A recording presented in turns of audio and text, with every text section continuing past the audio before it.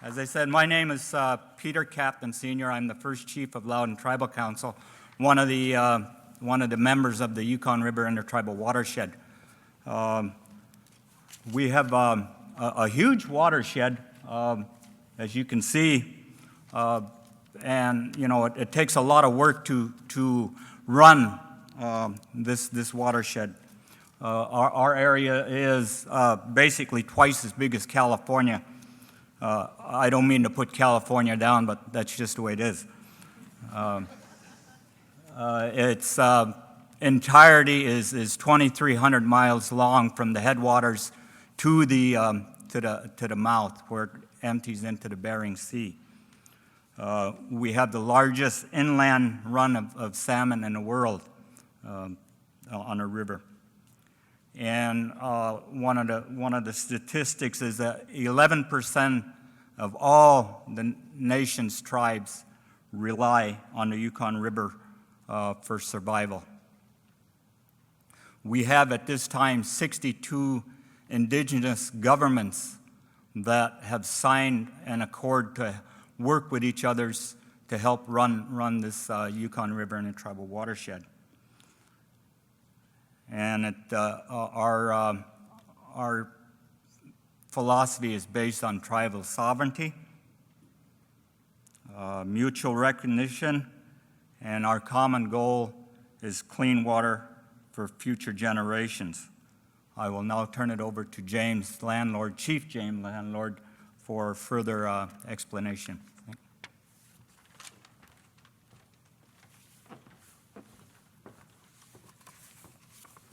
Thank you, Peter. So Peter said, my name is Chief James Landlord. I'm from Mountain Village, Alaska.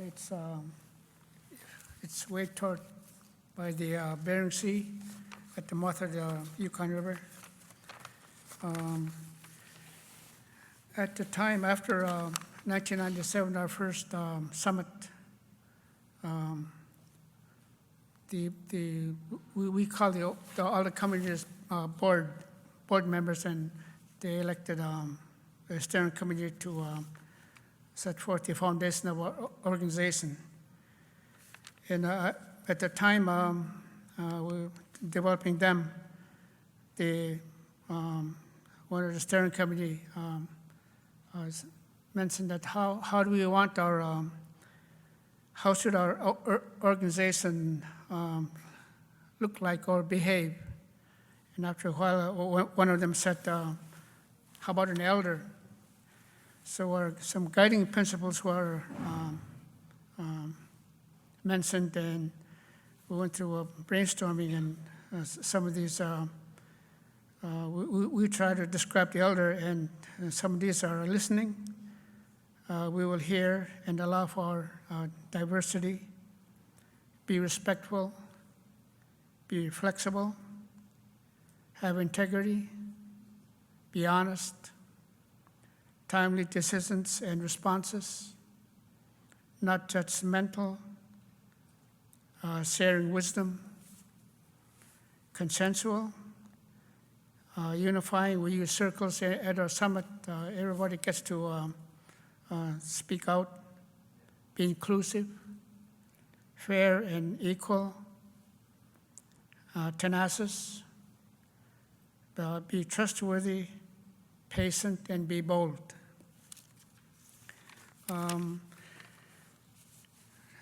And we in the past,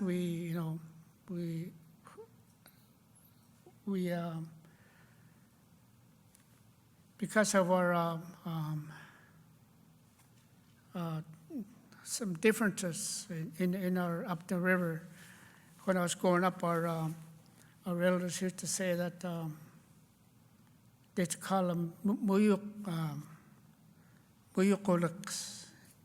Be careful of. They were describing the people upriver, the Athabascan Indians. They said that they can bow and arrow you, and that's how we grew up. So we had some little differences in our culture, but during the summit, everybody gets to speak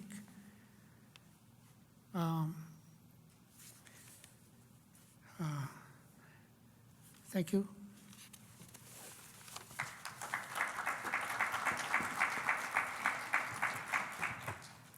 My name is Pat Sweetsir. I'm the tribal administrator for the Ruby tribe, not the Loudon tribe. Although I did work for the Loudon tribe at one time, but my job is assisting the chiefs to empower their people and tribes, and that's what I work hard at. We began to address the watershed and the cleanup of the watershed by talking to individuals and community leadership. And one of our distinguished leaders, Sidney Huntington, told the military general of the state of Alaska, of all the military in Alaska, that the war wasn't over until they cleaned up our backyard because the military is major contaminants of that Yukon River. With the military, we went to them and said to leave your lawyers at home. No offense to lawyers, mind you, but leave your lawyers at home, because in the end the courts would say, military, clean up your mess. And we convinced them that it would be better to spend the money on doing that cleanup, and they did. With the help of EPA and other foundations, we were able to bring all the tribes together and let them tell their ecological knowledges of what was happening to the river and what was happening to their food sources. And that's how we got started to develop an accord to bring the tribes together to address the cleanliness of the river.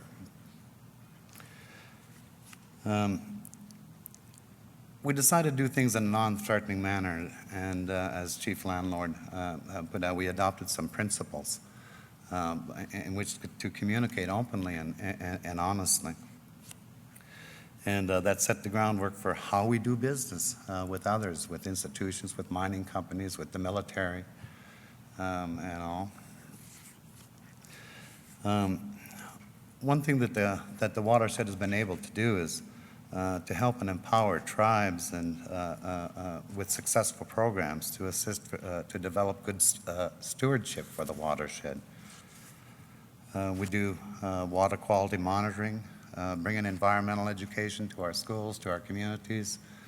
It's kind of pretty cool, because it's hard to get adults to change their ways, but through the children it was pretty easy, because we brought it to the schools and the kids say, "Grandpa, don't throw that Coke can in the water," and so that worked out really well. We do other things like developing pilot energy projects, performing analysis, doing solid waste and sewage system improvement programs, mapping, and others. I'll turn it over to Chief Clarence Alexander.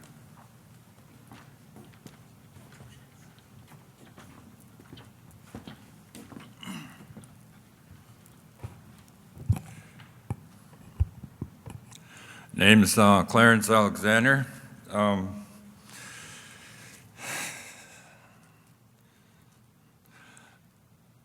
Years ago, as we were, I grew up right along the Yukon River, and I still live there. I used to drink the water, but I don't do that anymore. One of the things that was happening in our country was that all along the Yukon River, we have quite a few villages, and they have health problems. And we also noticed that the animals, the birds, the fish were also sick. If you're living in a country like ours right now, we're kind of lucky ones, because we still maintain our traditional way of life. And when you see people turning sick, all the animals and everything else, then you know that something is wrong. So we went out and, well, some of our friends we didn't know each other to start off with. First of all, we don't know each other at all. I'm a Gwich'in. I don't know the headwaters. I didn't know the middle river and the lower end of the Yukon.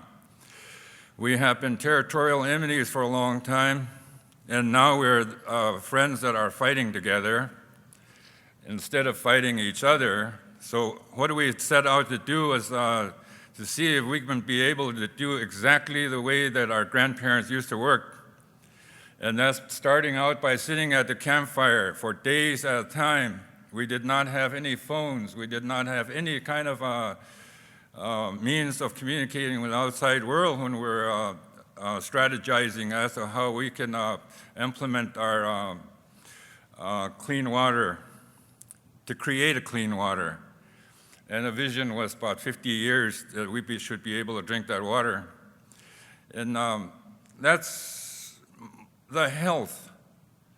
We're talking about the health in any shape, form, or that you can understand. There's different ways of looking at a health, and ours is that we have to maintain our ecosystem where all the stuff that are coming into our country is toxic. We have so much toxic material coming into our country. I'm told to stop. Thank you.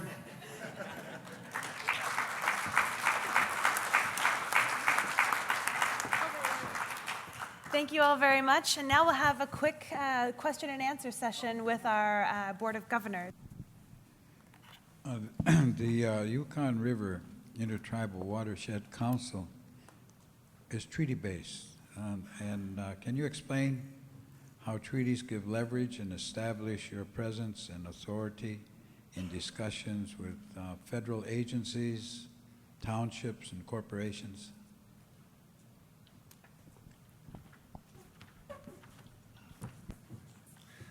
Of the treaty, a treaty accord that was signed by all the tribes by consensus, and that gives us the authority to act with the tribes, to interface with institutions and federal and state type of agencies.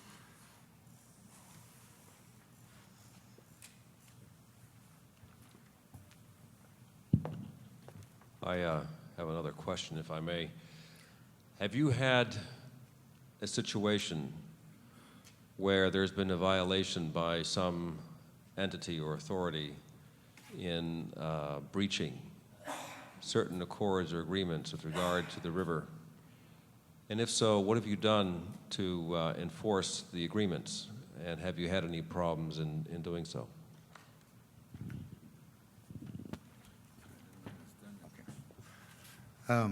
We interface with the people that are violating with open communication. We haven't had to do any kind of court kind of things yet, but then we're young and we know that those problems are ahead of us, that there are many polluters that we haven't even addressed yet along some of the tributaries that feed into the main watershed, particularly the Tanana River.